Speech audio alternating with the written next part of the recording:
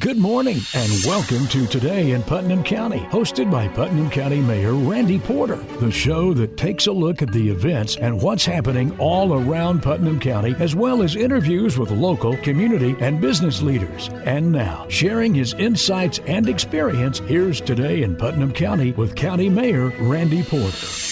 Good day, and thanks for joining us this week for Today in Putnam County. I'm County Mayor Randy Porter, hoping you're having a great weekend. Hey, it's Christmas time. Hope you're out there enjoying the season. Great time as we celebrate Christ's birth. This week's show is about a subject that's tough to talk about, but a very real problem, especially during the holidays. And that's suicide. There's a push to try and prevent suicide in our country with what's called the Be the One Suicide Prevention Campaign. My guests this week are working on this program for veterans. They're Jennifer Dupont. She is American Legion Post 135 Be the One Coordinator, and my good friend Skip Ritter. He's the chaplain and media coordinator for American Legion Post 135. Good day, guys. Thanks for being on the show and appreciate what y'all do for our community and our veterans. I'm glad to be here with you, Randy. So, we all know that during the holidays, suicide is a big thing. Of course, it's a big thing all year long, but especially during the holidays. And it's a tough subject to talk about. A lot of folks, they don't want to talk about it, and sometimes it's hard to recognize in folks, but there's a lot of people out there that I think lives could be saved if we got involved more and look for those signs and try to help folks. And y'all are doing it with this new program, Be the One Coordinator. So we're going to talk about suicide in general today and some of the things that you can look for in individuals. Try to help prevent it. A lot of information and the hotline and different things that folks can call. But then we're kind of going to concentrate on the veterans and military folks that Jennifer and Skip are working with this new program. You know, guys, I was reading, it says since the 9/11 attacks, and I think I got this off the Department of Defense website, the number of veterans who have taken their own lives far surpasses the number of American deaths incurred during the entire Korean War, Vietnam War, Gulf War, and global war on terrorism combined. It says a veteran is 50% more likely to take his or her life than a person who has never served in the military. So you're veterans looking at and working with American Legion and everything. So Skip, what's the cause of that? Is it because of all the horrific things that they've seen during the military, or do you have an idea? Yeah, it can be a combination of things between pride and self-esteem being low. It could be the fact that they've been active in a particular war and have actually killed people, and they have to live with that afterwards. So there's a variety of things that are in the midst of all that, plus the PTSD problem can add to that as well, and alcohol and drugs. So, Jennifer, the American Legion Post, y'all are looking to use this new program, the Be the One Coordinator kind of thing you're doing, to try to recognize folks that are high risk for suicide. You might not be able to a lot of times see the warning signs, but this new program helps you recognize those warning signs? Yes. During the training, they'll go over major contributing factors to veteran suicide, because I would say a lot of times people, after the fact, when you're talking to friends and family, they don't quite recognize. They're like, wow, I didn't see anything. So during the training, they'll discuss major contributing factors to suicide so that you can kind of see if people are struggling. And it could be anything from financial issues, they just lost a loved one. It can be a number of things. That's why this training, we're geared a little towards veterans, but the prevention program that the Be the One training utilizes is something that is worldwide and in a bunch of different languages. So people trying to help the veterans, I think it's a great program. Some of these stats just blow me away. Department of Defense said in 2023 there were 523 active service members that committed suicide. That's in the military. That's active. They're somewhere on an Army, a military base somewhere. Skip took their lives in 493 in the year before that. And breaks down to being about 22 veterans die a day from suicide. And that's why we need to be aware of what's going on around us with the people, not just veterans, but our family members and our friends, and see what's going on, asking the questions if we find them in a difficult situation. Some other stats about the veterans, once they got out of the military, suicide's the number 2 cause of death in veterans under the age of 45. So the stats that that we had to pull for veterans are still from 2020, 2021 fiscal year there. 6,392 veterans committed suicide in that 12-month period. And then the other thing that caught my eye was veterans are 72% higher risk of suicide than those who have not served. That's correct. So you start thinking about all the horrific things during military conflicts and wars that these folks have seen and had to do. I saw an interview with a gentleman last night on the news, and he was talking about how that he was deployed and every minute was risk and the chances of being hurt or killed and having to be on constant watch. And then all of a sudden, he's home trying to get back to a normal life. And that transformation from that military service back to that normal life has got to be unbelievably hard.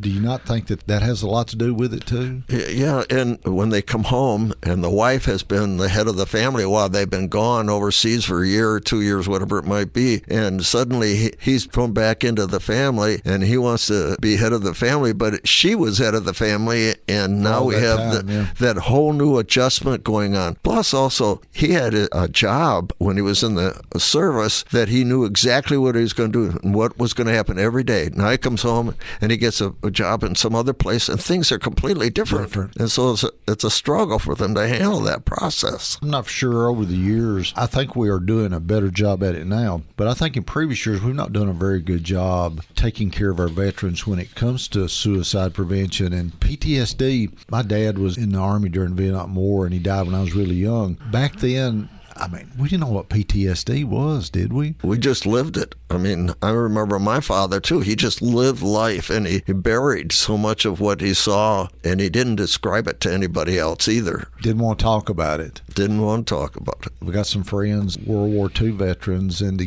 to try to get them to talk about what happened, they don't want to do it. It's like they've got it pushed back to a place. And some people can do that. Some people can push it back and do okay with it and lead a normal life. But we got a lot of these folks that they can't, and they start looking for ways out. Some alcohol, drugs, and then I guess what gets down to that end is that suicide. Unhealthy coping mechanisms. Self-treatment, self-medication. You see that with a lot of the folks. Well, that's an interesting point, because the statistics that we have about suicide for the veterans is really compartmentized in this sense. We don't know how many of them committed suicide through drugs. Yes. Or alcohol. Right. Or diabetes, because they couldn't deal with the situations that they were going through. Yeah. So that could even be much larger than it is. Yeah, and you get a lot of deaths, and I know they have a hard time keeping up with when you start 50 states and all the cities and counties and different medical examiners and coroners and things, and you're right. They may have committed suicide by taking a drug overdose, but the death may have been ruled as a drug overdose. Drug overdose rather than suicide. Right. So those numbers could be a lot higher. And we're talking with Jennifer Dupont and Skip Ritter, and we're talking about a tough subject. It's suicide. And during these holidays, it's a real issue that we've got to do more to try to prevent. And we're specifically today zoning in on our veterans, military service folks, and we're going to get into our first responders. They have an issue with this too. But we got to take a break. Stay with us. We'll be right back. And now back to Today in Putnam County, hosted by Putnam County Mayor Randy Porter.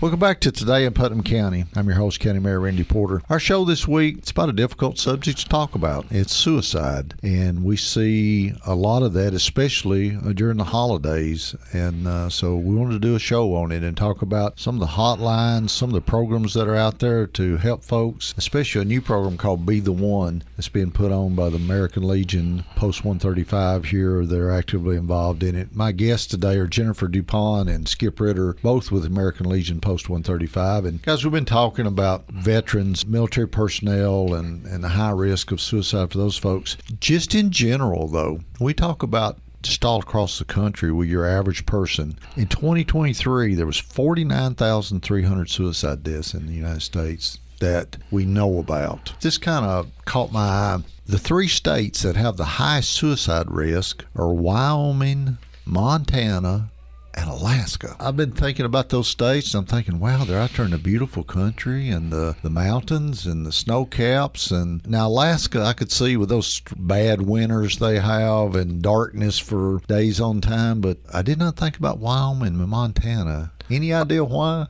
Isolation. I was going to say social isolation. Not having people that they're interacting with on a day-to-day basis. Right. Maybe a week, maybe a month between they see people. They just live their lives in a little shell, so to speak, rather than a broader spectrum of people. That makes sense. And then, when you start looking at some of the states with the lowest is like New York and New Jersey and some of those. So that makes sense because there's more interaction on a social basis, I guess. That's amazing. Another one that I found odd was males are 4 times higher risk than females. There's probably a lot of opinions out there as to why that is. South Korea and Japan are the 2 countries that have the highest suicide rates. It's a male thing because we've had so many more males in the service than females. Yeah. But let's not consider that this is just only a male thing because this crosses many borders. It does. Cultural and male and female. It does. It's been a huge problem in our country for a long time. It's a huge problem across the world, as you see with some of these other countries. But it's been something we didn't talk about for a long time, did we, Skip? I mean, I can remember growing up, we had a gentleman that ran a service station there where I was raised, and he actually, we lived on a dirt road that went back to our farm, and he actually came back on that dirt road and committed suicide. And I remember that from my childhood, but it wasn't something you talked about. It was almost like, no, we don't want to talk about this. But if we don't talk about it, we can't help do anything about it, can we, Jim? That's right. No. You got to talk about it. Interjecting here, the major contributing factors to veteran suicide. Yes. One of the things they talk about is they refer to it as rugged individualism. Yeah. Rugged individualism. Rugged individualism and mostly male. Yeah. So they're saying that there are some females a little more type A. So person that is like that, they won't necessarily talk about if they're struggling. Of course, I served as the coroner for Putnam County for many years, along with being the EMS and 911 director. And that's the one thing that always mystified me was working those suicide deaths and they're not leaving a note. Families saw nothing. It just makes you wonder what could cause them to get into that mental state to make them want to do that. And I worked a lot of death calls over those years, and that was the one thing that I had the hardest time was seeing a young person. I mean, you see folks that may have terminal illnesses or something that you might say, okay, maybe I understand that, but young people, teenagers, middle-aged, for just seemed to be no reason that they committed suicide. And I always found that very hard to accept, and I guess what makes us want to try and do more in prevention. Well, it's interesting you said the youth in this process because suicide is the number 1 death among adolescent girls globally, and suicide is the number 2 death cause in the U.S. between 10 years old and 24 years old. The children always bothered me the most, and having seen teenagers and loss of a boyfriend or a girlfriend or something that you just wouldn't think that would push them to that point, but taking their lives over things like that, and drugs being involved today more than ever in our society, and peer pressure as well. Peer pressure, it's unbelievable at what our kids are going through in school. We got a little test here we wanted to do. It's kind of a fact test about suicide, and some of these things, I think there's some misconceptions when it comes to suicide. So we're going to talk about some of these and ask some of these questions. So the first one is, most people who think about suicide die by suicide. True or false? False. Less than 1%, right, Skip? Yes. So just because the thought goes through their mind doesn't mean that they're going to do it. They may be at risk to do it, but less than 1% actually go through it. And an interesting point is that if they talk about it, the risk even goes farther down. Because they're willing to talk about it. Yeah. It's those folks that don't talk about it that you have to worry about it. And next one is, only clinicians can or should work in suicide prevention. True or false? Yes, I'm amazed because not only are the children at risk, but other areas of employment, such as law enforcement, firefighters, and EMS people, are right after the American Legion people passing away, the veterans passing away. And everybody, that question was false. Everybody is supposed to be involved in suicide prevention, aren't we? Take these courses, and sometimes it's just watching for the signs and symptoms of someone that's contemplating it and being able to recognize that, isn't it? And it's interesting, you do not have to be a clinical person. You don't have to be a doctor or a psychiatrist, a counselor to see and be able to help somebody who might be considering suicide. Yeah. All you have to do is ask questions and open up the door for them to have the opportunity to talk about how they're feeling. It's amazing that sometimes it's just watching and listening, isn't it? Exactly. Yeah. And exactly. And that's part of this program, isn't it? Yes. And be the one is watching someone, listening to someone, and a lot of times those signs are there if we're just paying attention. Let me give you an example. We had Memorial Day at the square, okay? And, of course, the honor guard shot their volleys of guns off three times. And as I looked around, I watched some people duck. Yeah. And you know right away that that's a sensitive spot for them. Bringing back those bad memories, isn't it? Yeah. And so afterwards, when I was able to get next to one of the fellows that actually did that, and I sat and talked with him for 45 minutes afterwards while everybody else was taking down the chairs and moving things around. It was interesting to talk to him and find out why he feels that way. By the time we were done with our conversation, I had a pretty good idea that he was okay, but it just is a reflex for him. But at least he was willing to talk about it. That's the key, isn't it? And we're talking about a tough subject today. It's suicide. It's a problem that we have not only in our country but all across the world, and especially during the holidays, it's especially a big issue. And we're going to talk about some prevention programs and this new program that the American Legion is doing. It's called Be the One. We got to take a break. Stay with us. And now back to Today in Putnam County, hosted by Putnam County Mayor Randy Porter. Welcome back to Today in Putnam County. I'm your host, County Mayor Randy Porter. Hope you're having a great weekend. Hey, it's Christmas time. The kids can't wait for Santa Claus. We can't wait to celebrate Christ's birth. It's an especially great time of the year, and so I hope you're having a good one. This week's show, it's a tough topic that we have to talk about. It's suicide. We see a lot of that happening in our country. We see a lot of it happening around the world, especially during the holidays. But it really affects a group of folks, our military personnel, our veterans, our first responders. And we're talking about some programs and prevention and so forth today that you need to know about. Because it might be someone in your family or a friend that may be contemplating it, and you might be able to help them and prevent it. My guests this week are Jennifer Dupont and my good friend Skip Ritter. They're with American Legion Post 135. Skip, we were talking about it a little earlier, some of these stats. When it comes to our first responders today and all the crazy things that they're seeing and horrific accidents and death and everything, it says more police officers die by suicide than by gunfire and traffic accidents combined. That's correct.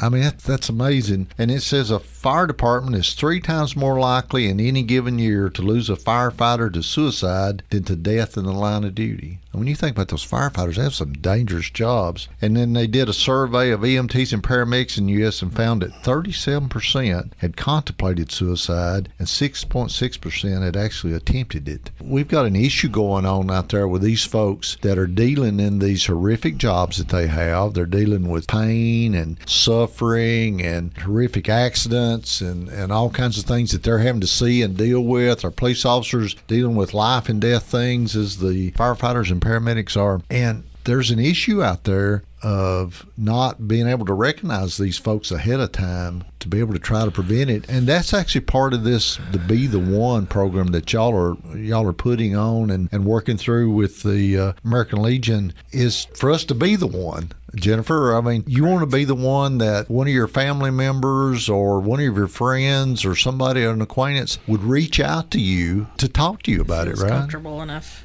to be approached. It was just like the other night when I was at an activity and a friend of mine looked like he was a little distraught or whatever. I walked up and asked him if he was okay, and so we had an opportunity to talk about that. And then the other day I was on the phone with him. We had an opportunity to recover that process to make sure everything was all right. Anyone can do this. Yeah. And everyone should be aware to to be able to do this. We should want to, shouldn't we? Yes. Because we never know when it could be one of our family members or one of our friends. And, suicide just doesn't ramp up over the holidays. It actually continues in January and February where the cold weather. Winter months. And then it kind of drops off When after that. people are getting out and socializing more. Jennifer, what made you want to get into this program? I volunteered to take it over. I had a cousin whose husband committed suicide 3 years ago, and I just saw the impact on my family. And then also I can think of 3 people within 1 degree of separation from me. 2 friends' sons committed suicide, and then a younger cousin, his buddy, committed suicide, all of which were veterans. And they're in that age range, the under 45 veteran, which is the high risk, the highest growing age group.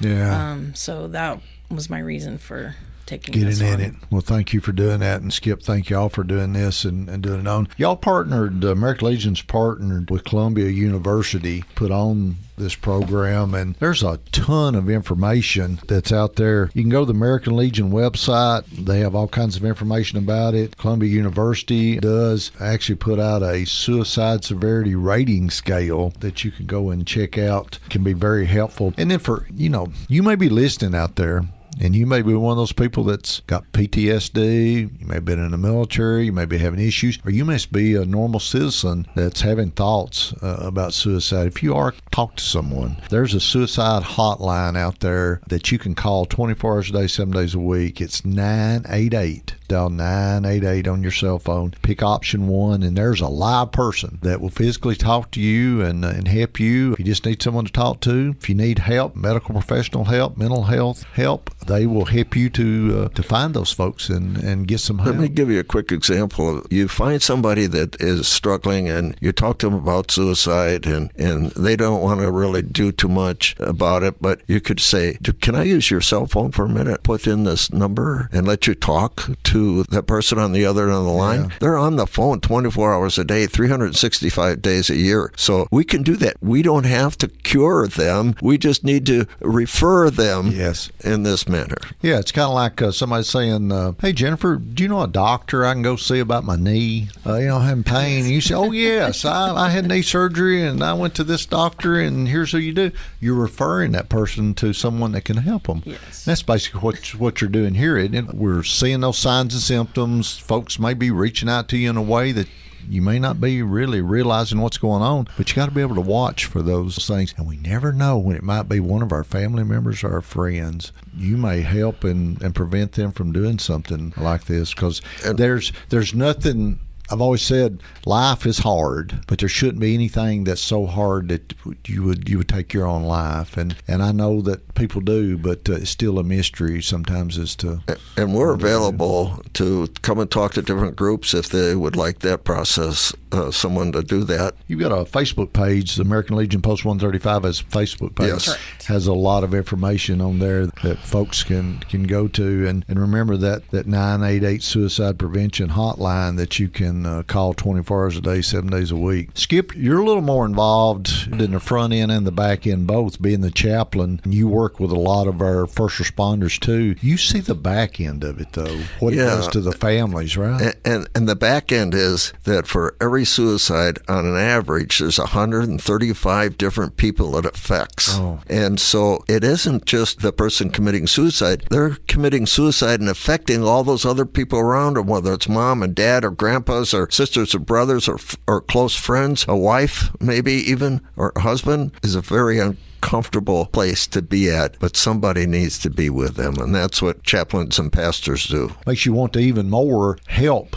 folks to try to prevent that suicide. On the front end. Yeah, so Yes. you don't have to deal with it on the back end. Guys, y'all been great. I appreciate what y'all are doing. Folks, if you'd like more information, go to the Facebook page of the American Legion Post 135. You can go to the American Legion website. You can go to the Columbia University website. There's a suicide hotline, 988, that you can call if you need someone to talk to. It's definitely an issue that we have. It's here in Putnam County. It's everywhere that folks are thinking about this, and some folks actually going through with it. Tough topic to talk about today, but we needed to. We need to get that information out. So be the one that's willing to talk to your folks and witness and recognize those signs and symptoms and try to help someone. So, guys, thanks for being on the show today. Hey, several of our local churches are putting on a Happy Birthday Jesus Party. That is Saturday, December the 21st from 6 to 9 p.m. Cookeville First Baptist Church parking lot at Spring and Walnut. You're going to have free food, bounce houses, train rides, balloon animals, live nativity, and more. There will be a worship and birthday celebration at 7:30 p.m. and cake will be served afterwards. So that's going to be a great time. That is Saturday, December the 21st, 6 to 9 at the Cookeville First Baptist Church parking lot across from the church there at Spring and Walnut. I also want to thank everyone that came out for the Christmas on the Square event. We had a huge crowd that came out. Great time with the kids, with the pictures with Santa and Mrs. Claus and the train rides and all the great activities and events. And then the tree lighting was very special there at the end. So everyone that took part in that, or if you came out, we appreciate you doing that. And we're looking forward to having that again next year. It was such a huge event. That's our show for this week. Hope you join us every week for Today in Putnam County. I'm County Mayor Randy Porter, hoping you have a great rest of your weekend. May God continue to bless our great county, and to everyone out there, Merry Christmas. And remember, the reason for the season is to celebrate Christ's birth. Amen. You've been listening to Today in Putnam County, hosted by Putnam County Mayor Randy Porter.